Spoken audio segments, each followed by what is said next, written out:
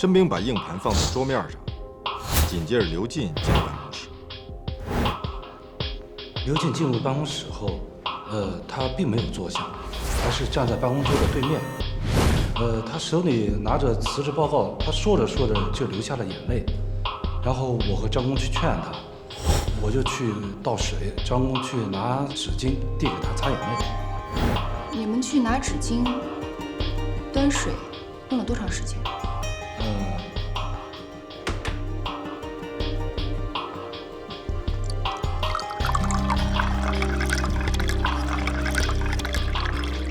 我和张工递完水，拿完纸巾，忙活完，刘进就已经坐在办公桌对面的椅子上。你能确定他是坐在办公桌对面的椅子上吗？是对面的椅子，而且是坐着的。那他什么时候坐下的？你没有看到？我递完水过来，他就已经坐下了。这时候张工也将纸巾递了过来。趁申兵跟我爸倒水拿纸巾的空档，刘进有时间调换硬盘，但是转移硬盘得到办公桌的另一面，时间比较紧。好，接着往下说。紧接着张岩就进来了，他给他爸送药，然后他们说工作中遇到的问题，他们俩都挺严肃的。我觉得我待在那儿有点不太合适，我就到门口来了，跟你们说了几句话，就碰到了商菲菲的丈夫龚怀远，然后我跟他又说了几句话。张工在办公室又把商菲菲叫进去了，我、商菲菲、龚怀远，我们3个人还在楼道碰了个面。那你们碰面的时候，他们夫妻俩有没有过身体上的接触呢？没有，只说了几句话。怀远，申叔，你怎么在这儿呢？我来那个报个东西。哦，张工找我有事儿，我先进去啊，完了给你打电话。那个时候，办公室里就只剩下张夕阳跟张岩2个人，对吗？对。你在跟龚怀远和商菲菲交流的时候，你并没有关注办公室里发生了什么，对吗？我就一小会儿。盗贼偷窃往往都是一瞬间的事儿。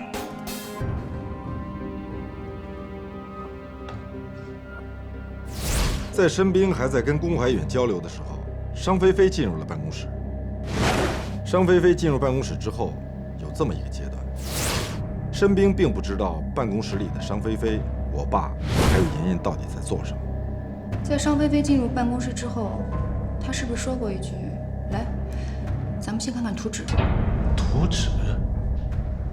我要是没有记错，应该是她先提出来看图纸。我没有印象了。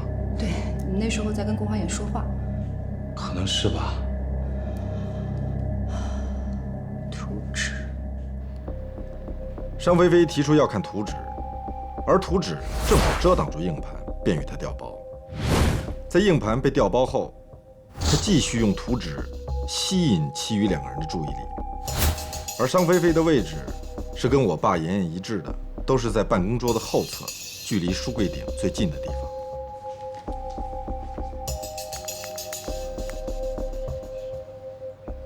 佳瑶，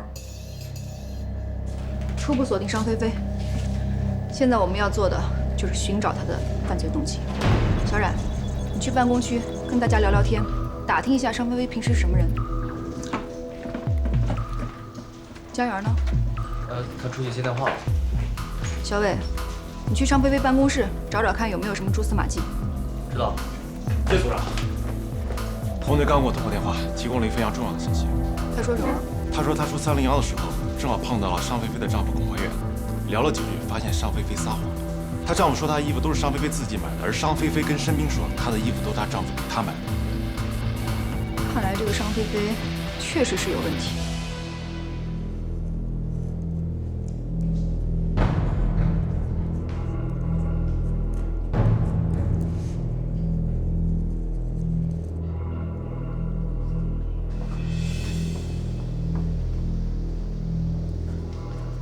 注意保持原样。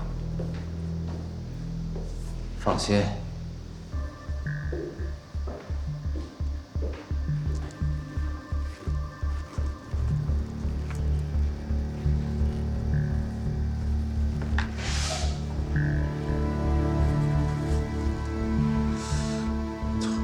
翻女人的包，感觉怪怪的。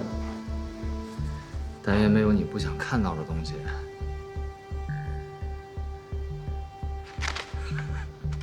那个我想问一下啊，商菲菲平常在301，你觉得她人怎么样？人挺好的呀，大家都很喜欢她的。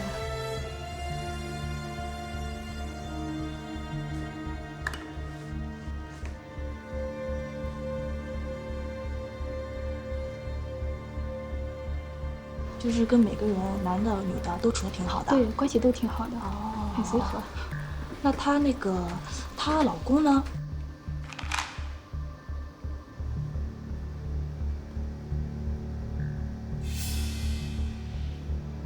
商菲菲是301最年轻的副总工程师，在同事眼中，她其实很让人羡慕的。她父亲是省里的官员，母亲是大学教授，她老公又是301办公室的副主任，加上商菲菲本人性格随和，人缘也都不错。我在她的包里发现了一瓶药，叫叶酸片。我在网上查了一下，是属于水溶性 B 族维生素，是女人怀孕前3个月和怀孕初期服用的。那就是她想要孩子。像商菲菲这样一个，你们说又有好的家庭、不错的工作、爱她的老公，又什么都不缺的人，她为什么不应该被间谍组织呀？能做这种事情的人，金钱诱惑不是他们唯一的方式。他们能选择不同的方式去腐蚀人心，包括针对每一个人的人格弱点进行情感拉拢。还有，在商菲菲的抽屉里发现了一张心理医生的名片，我打过去问了。他的心理医生姓杨，杨医生跟我说，他已经为商菲菲做心理辅导2年了。心理辅导？天哪！看来我得去找商菲菲谈谈了。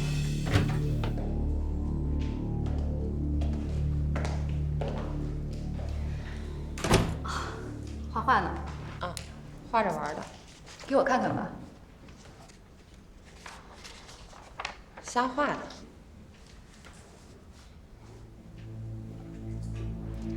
从一个人的画里，可以看出一个人的心理。是吗？怎么讲？我试着说说啊。你这幅画画的房屋结构不是太稳定，这个房子看起来有些倾斜，这说明你内心的情感没有安全感。还有，你在这个房间的窗户上画了很密的栅栏，这说明你惧怕失去现在的一切，你想保护这个家。我不知道你在说什么，而且你想通过一幅画就把我看穿了，是吗？有的时候啊，你无意中画下的每一笔，都隐藏着你心里的情绪，很多事情是隐瞒不了的。我没有隐瞒，我真的没有隐瞒，我没有见过你说的什么硬盘，真的。哇塞，叶初对那幅画剖析得太精准了。这个我也会，我也行。就你们俩也就会看图说话吧。要不然你画一个，我立刻解读出你的问题。我的问题，哎，我有什么问题啊8字欠思考5行缺心眼儿。我说你们俩还能不能好好一起工作了？哎呀，米小冉，你就长点心吧啊！叶处说的那些信息啊，是我们分析出来的，与商菲菲的画无关。还有些小问题，希望你能帮忙解答一下。你的衣服应该都是你自己买的吧？为什么跟很多人都说是你老公买的？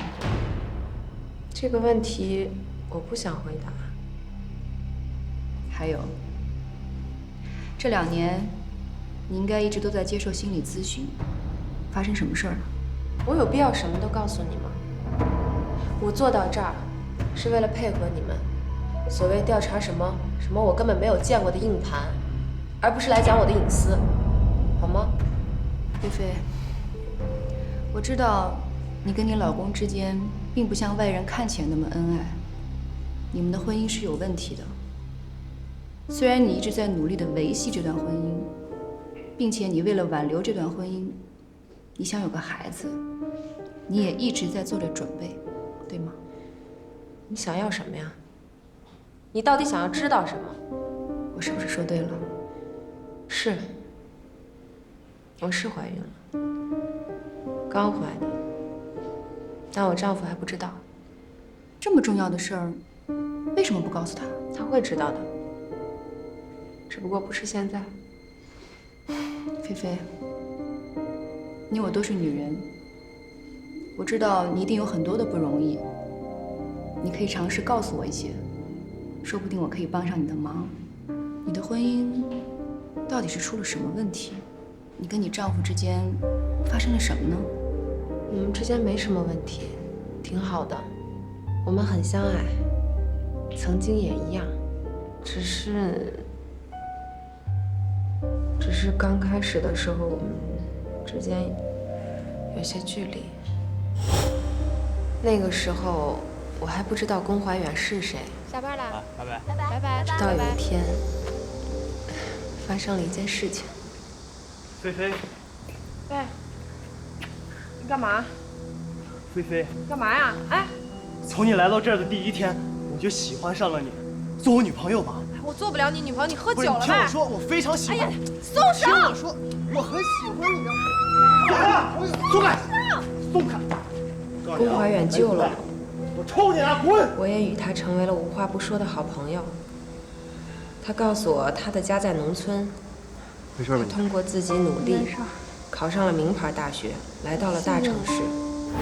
看到骄傲的男生、漂亮的女生，心里一直有一种自卑感。菲菲，哎，癞蛤蟆想吃天鹅肉。你站住啊！说什么呢？你再说一遍。大学时期，他没有朋友，也没有谈过恋爱。他身上的那种真诚和简单，很打动我。我觉得他们说的对啊，你确实太优秀了。像我这样的人，咱俩确实不太适合做朋友。宫怀远，你的那份自强和自信去哪儿了？你觉得我是那么肤浅的人吗？你看着我的眼睛回答我。你不敢看我的眼睛，那就是你在逃避。你能不能像我一样做一个敢爱敢恨的人？我不顾父母的反对，申请了单身宿舍。我和怀远同居了。我走了。那段时光很美好。哎，怎么使这么大劲儿啊你？啊，拿葡萄吃。哎呀，吃葡萄。哎呀，不吃。快点，你吃，就那样了，吃，吃葡萄，吃。而且我爸妈人特别好，特别热情。到了。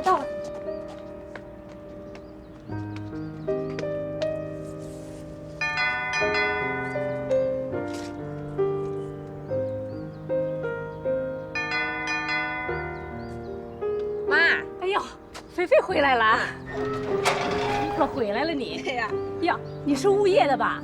你终于来了。昨天晚上我们家的水管就一直在漏水。妈，这是我公司同事宫怀远。你的同事啊？你好，进来吧。这物业的水电工怎么还不来呀？走，进来。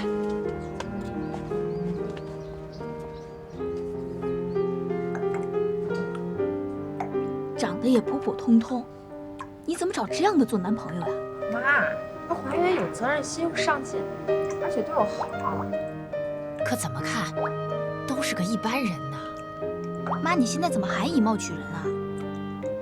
我不是以貌取人，我是为你好。门不当户不对的，早知道会爆发矛盾啊！不可能，你们俩生活环境和思想都不同。妈吃的盐比你吃的饭都多。妈，你说这话真是的。阿姨，菲菲，那个水管我修好了，正好我那个公司还有点事儿，我先回去了。哎，怀远，你等会儿。哎呀妈，你等会儿。怀远。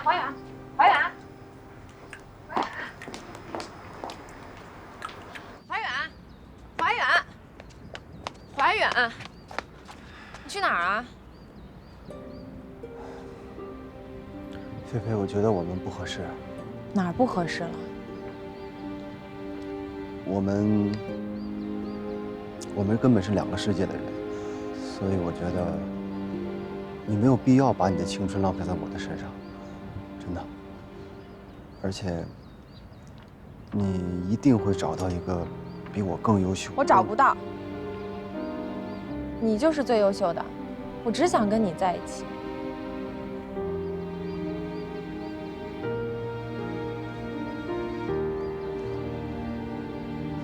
爱情是2个人的事儿，我什么都不在乎了，你有什么可在乎的？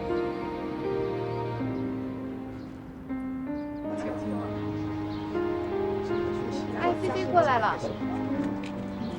菲菲，菲菲，看升职了，恭喜啊！恭喜恭喜啊！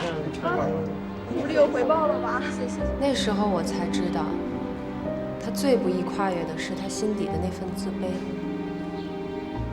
他在乎的不是别人的目光，而是想要保护住自己仅有的自尊心。我的父母以及我前男友的出现，更成为了插入他心中的一把利剑。菲菲呀，有空啊，经常回家看看我们。知道了，妈。老不回家，我们会担心的。爸，有什么可担心的？怀远很会照顾我。哎，我先把账结一下。服务员，把11号桌账结一下。刚刚有位先生已经结过账了。已经结过账了？嗯，对。小谢啊，阿姨，有空多来家玩啊。成，叔叔阿姨，菲菲，我先走啊。哎，菲菲呀，你看小谢人真不错，你当初就不应该跟人家分手。怀远知道了，妈，我有个前男友，别老跟我说这些。可是他什么都没有问，我也什么都没有说。我生日的时候，收到了一大束玫瑰花。我怀远送的吧，真幸福啊！谢谢啊。哎呀，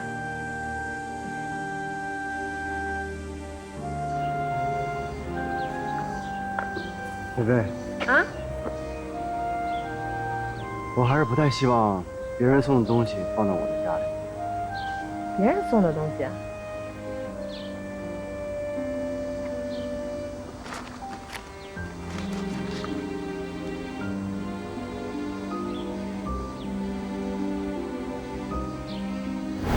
我到小谢工作的酒店找到了他，我向他说明了我跟怀远现在的关系，我希望他以后不要再打扰我的生活。那这样，那我们最后来个拥抱吧。好。他很祝福我，我也希望他能尽快找到真爱。离开的时候，我们给予了对方一个最后的拥抱。上天有时候总在最不恰当的时候赠予我们礼物。我意外的怀孕了。怀远。嗯。我跟你说个事儿呗。说呗。你就要当爸爸了。怎么了？你要当爸爸了，你不开心啊？开心呢。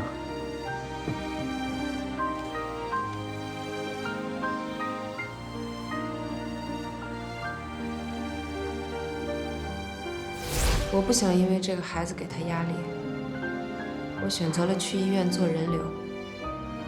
后来我跟怀远说，医生说孩子不太健康，建议我做人流。我看得出来，怀远脸上的如释重负。这是什么时候的事情啊？快4年了吧。这件事情没多久，之后我就跟怀远结婚了。在婚后的生活里，原本我是一个要强、自傲的女人，之后就开始妥协，开始改变。那是什么原因，让你在近2年的时间里需要寻求心理咨询呢？因为有一次怀远喝多了，然后他就跟我说了实话。他一直都不信任我，我打掉孩子，他把我打掉孩子的事情跟我前男友联系在一起。就这样，这颗怀疑的种子就种在了他心里，然后生根发芽。这事儿对你的困扰很大吧？不是困扰，是把我击垮了。为了这个婚姻，我真的承受了太多。我的父母反对，亲戚朋友反对，所有人都反对，但我却义无反顾地付出、坚持，然后到最后换来的是我最爱的人不信任我。你心里藏着这么多委屈，为什么不能够去找你的老公，摊开来的好好谈一谈呢？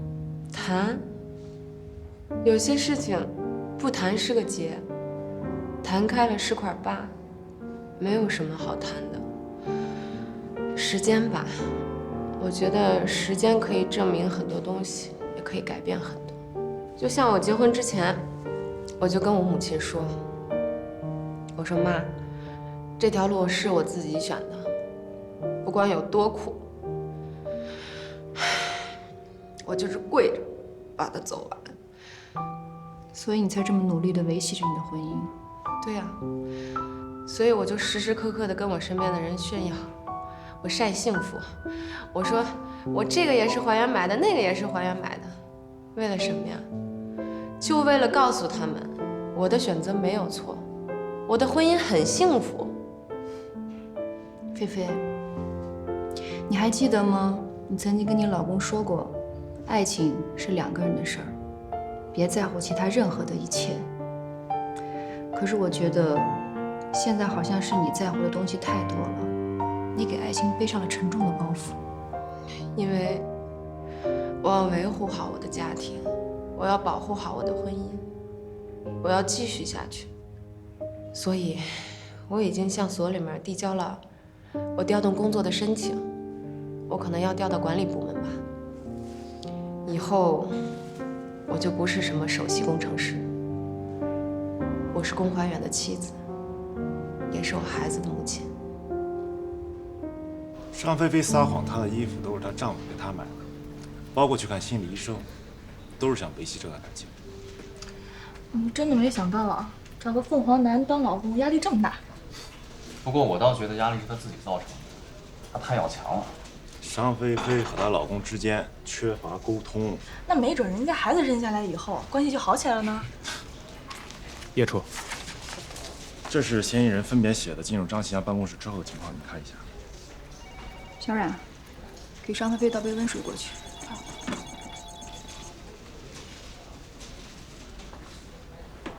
叶处，尚菲菲现在这样，我们怎么办？她虽然有作案时间，但是我们找不到她的作案动机，暂时先隔离，接着查吧。张远，把这5个嫌疑人近期的通话记录，还有银行账户信息都调出来给我。好。刚才都看过了，大家都写的差不多，没什么发现。这是张夕阳写的。对。他的办公室里没有监控摄像头，我们只能依托嫌疑人的证词和当时耳麦里传出来的声音来做出一个初步的判断。其实除了尚菲菲有作案时间，我看还有一个人也有作案时间。谁啊？张工已经告诉我。叔叔。哦，小叶。委屈您了，喝点水。小叶，你能告诉我硬盘里是什么东西吗？我问了好几个人，他们都不告诉我。叔叔，咱们这儿有纪律。啊，好，我不难为你，我就想问问，是还是不是？硬盘里是海龙号的数据吗？哦，我明白了，是，肯定是。可是海龙号的数据怎么会到硬盘里去了？你们是怎么找到的硬盘？硬盘丢了？是，但是我们已经找到了。太好了。叔叔，您是海龙号这个项目的总工程师，有些情况呢，我可以告诉您，但是您得给我们保密啊。我明白。这块硬盘里的内容，的确是海龙号的数据。虽然我们现在已经把这块硬盘给找回来了，但是也充分说明了一个问题，就是你们301里面有些员工可能是有问题的，所以呢，就想请您帮个忙，配合我们一起把这个人给揪出来。这个人是谁呢？就今天发生的这件事情来看吧，硬盘是今天上午在您的办公室丢失的。那么这前前后后进出您办公室的人，包括您在内吧，5个人。这5个人目前呢都是咱们的嫌疑人。那么想要调取硬盘、偷这块硬盘的人，应该就是这5个人当中的之一。哦，那么说，我、妍妍、商公、刘公、申处长，我们5个人。对。不可能，不可能啊！您说申处长是最后一个离开您办公室，然后从您的身后追上你的，对吗？对。那当时您离开办公室的时候，为什么不关门呢？301的安保系统非常严谨，数据都在数据中心库，需要我、刘工、商工3把钥匙同时开启才能获取。平时呢，办公室只放一些简单的图纸和数据，不到下班时间，我只把门带上，不锁门。那跟我谈一谈这个申处长吧。不会是申处长的，申处长是301保卫处的处长。如果申处长出了问题，那不是监守自盗吗？那么海龙号的资料早就会被盗了。您很了解这个申处长吗？了解，他为人正直，我十分信任他。那您觉得这5个人当中，谁的嫌疑最大呢？小叶啊，你看啊，当时是申处长把硬盘放在桌子上，后来呢，商工来过，刘工来过，妍妍来过，可是他们都没有动这个硬盘。我一直在办公室，如果他们谁动了硬盘，我肯定会看得到。可是您刚才也说了，您最后离开办公室的时候，您说要去开会，然后您在走往会议室这个过程当中，申处长是返回了您的办公室一次的。那么他其实是有机会、有时间去调包这个硬盘的。对。可是，哎，您为什么这么坚信不会是申处长？我跟你说啊，301的前身是船舶工业技术开发研究所，是三岛造船厂的下属单位。申处长这一家都是船厂的职工，他的父亲是丝路工，在一次锅炉爆炸的当中殉职了。申处长跟我聊过一回。我们现在301这个地方，就是当时锅炉爆炸的地方，因此呢，申处长觉得他爸爸始终在这儿，他对这儿、对301充满了情感，他绝对不会做对不起301的事儿。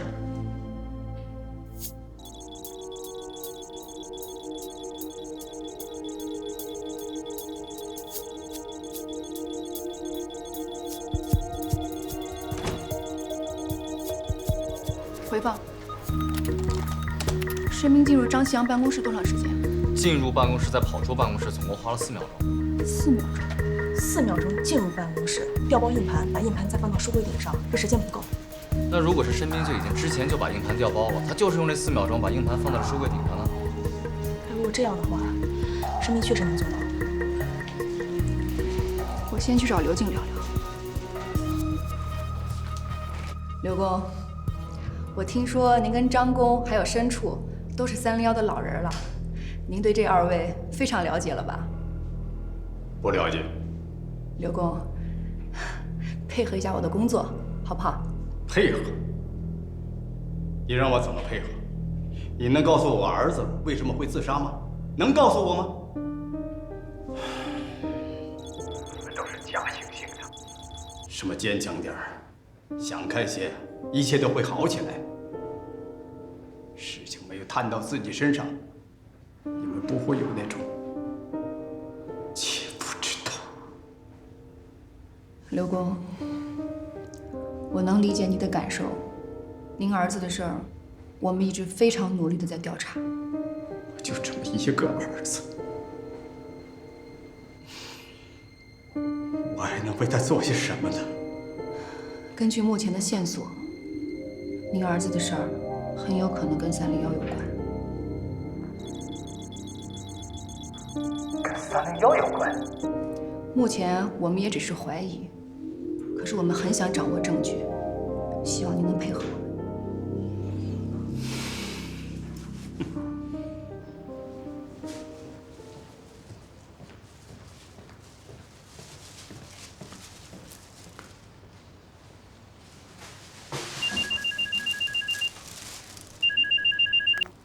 哎，蒋友，什么情况？红队，没什么大事儿，就想知道您现在怎么样。虽然还不清楚究竟发生了什么，但是您现在……行了，少操我的心吧。你们都给我打起精神来。现在调查进行到哪步了？红队，恕我不能告诉你，我现在正在电信局呢。一定要万事谨慎。我一切都好，不用惦记，就这样吧。好的，红队。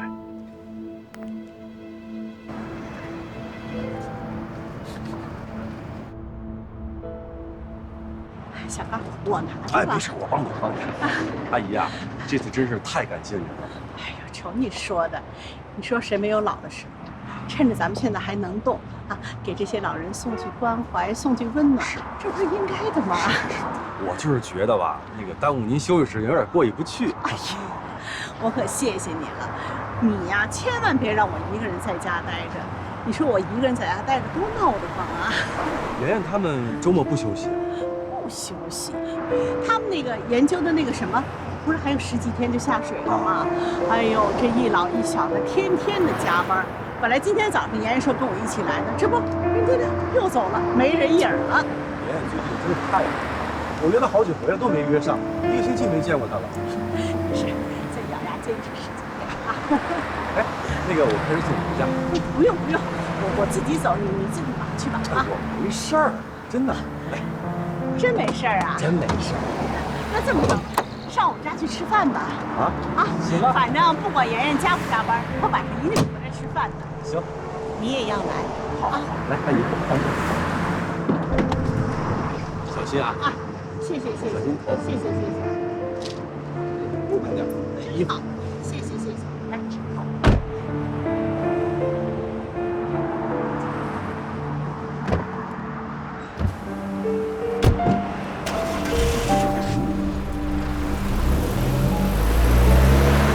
申处长在301的时间应该是最长的，那时候301还是个造船厂，他爸爸是这儿的丝路工。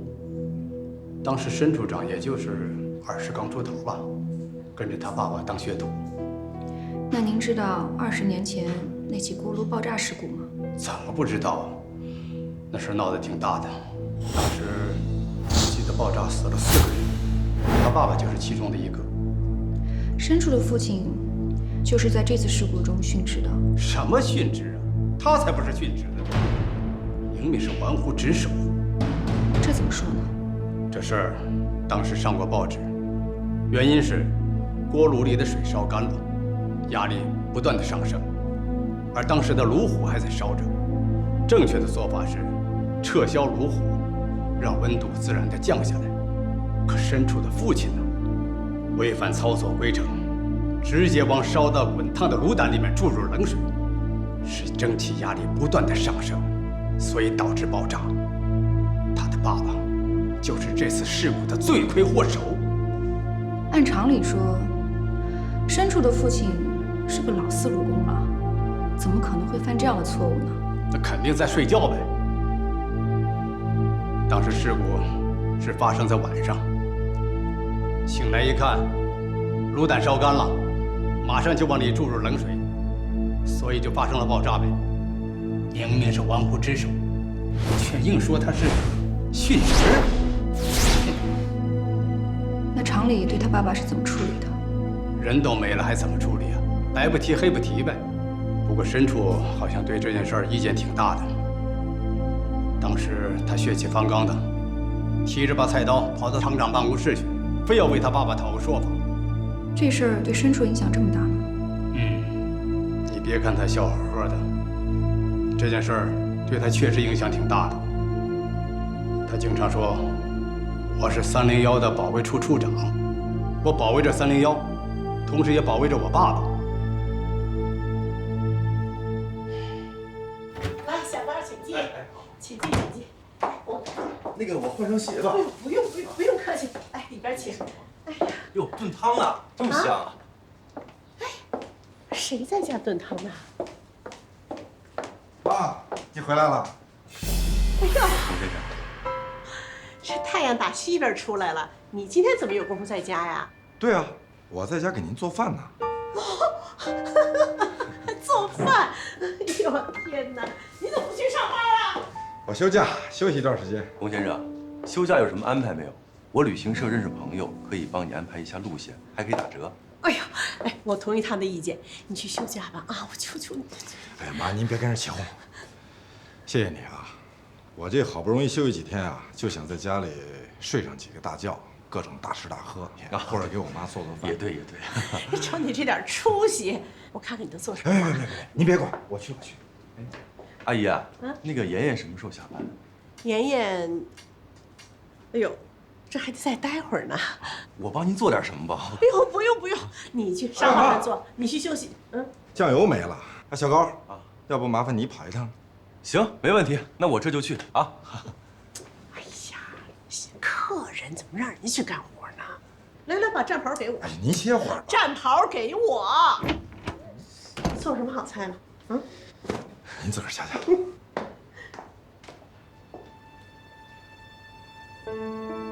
这是从档案室找到的，关于20年前造船厂爆炸事故的所有资料。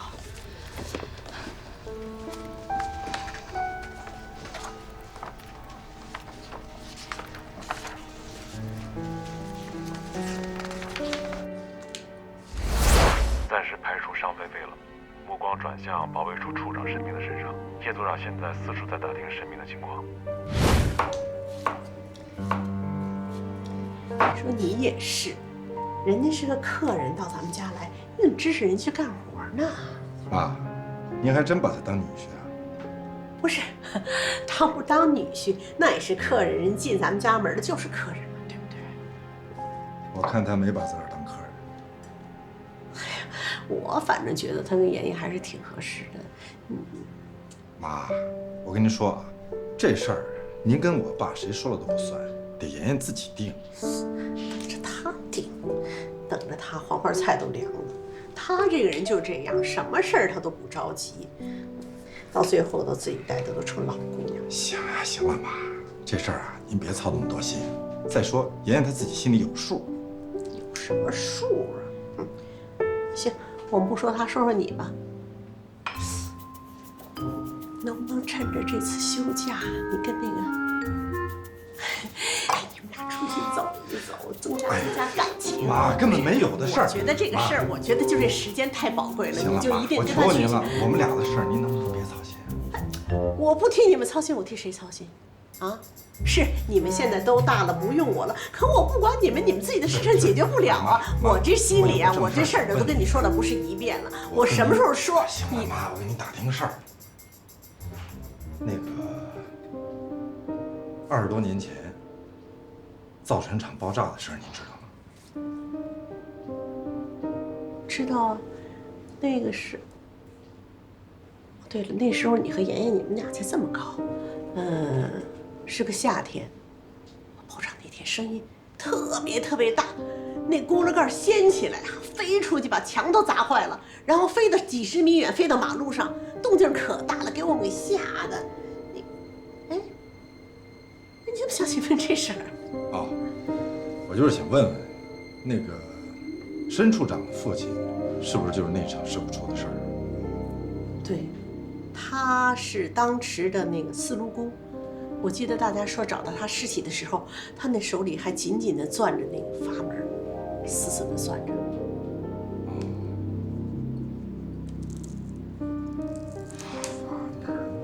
事发当天，这值班记录上应该是申斌和他父亲一起值班。申斌的父亲是那天晚上出事的，那申斌呢？他怎么没事？这是有点奇怪。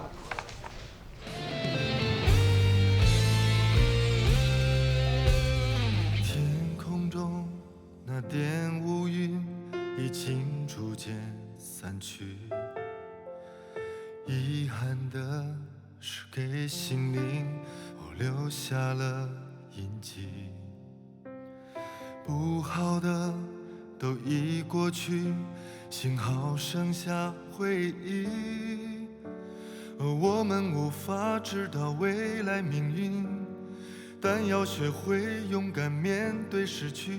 哦，我知道你此刻有多么的伤心，再看不了这样的哭泣。你不孤单，我的心有你的一半，不用说话，我也看得见你的伤疤。你不孤单，快把眼前的泪擦干，忘掉昨天带给我们那点黑暗，抬起头看看天空。